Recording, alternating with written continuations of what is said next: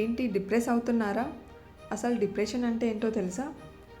ఏదో ప్రతి విషయానికి డిస్టర్బ్ అయిపోయి, అంటే అది స్టడీస్కి రిలేటెడ్ కావచ్చు, ఇంట్లో చిన్న చిన్న రీజన్స్ వల్ల వచ్చే గొడవలు కావచ్చు, ఇంకా చెప్పాలంటే ఎవరైనా మాట్లాడకపోయినా కూడా డిస్టర్బ్ అయిపోయి, ఆ రోజంతా మూడ్ ఆఫ్ అయిపోయి, ఏ పని చేయకుండా నర్వస్ అయిపోయి, ఆ డే అంతా అలా గడిచిపోతూ ఉంటుంది. ఈ విధంగా మనం మన లైఫ్లో చాలా రోజులు అంటే చాలా ప్రీషియస్ మూమెంట్స్ కోల్పోయి ఉంటాం. మనం ఎలా ఆలోచిస్తామంటే ప్రతిదీ మనకు అనుకూలంగా మనకు నచ్చినట్టే జరగాలని కోరుకుంటాం.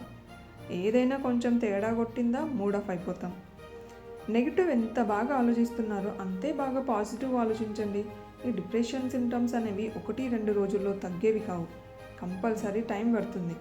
ముందు ఒక దగ్గరే కూర్చొని ఆలోచించకుండా ఏదో మీకు నచ్చిన పని స్టార్ట్ చేయండి. మీరు చేసే పని చిన్నదా పెద్దదా అని చూడకండి. రిజల్ట్స్ గురించి కూడా అస్సలు ఆలోచించకుండా ఏదో మీకు నచ్చిన వర్క్ అయితే స్టార్ట్ చేయండి. ఫస్ట్ బిజీగా ఉండడం నేర్చుకుంటే 50% చెడు ఆలోచనలు రావు.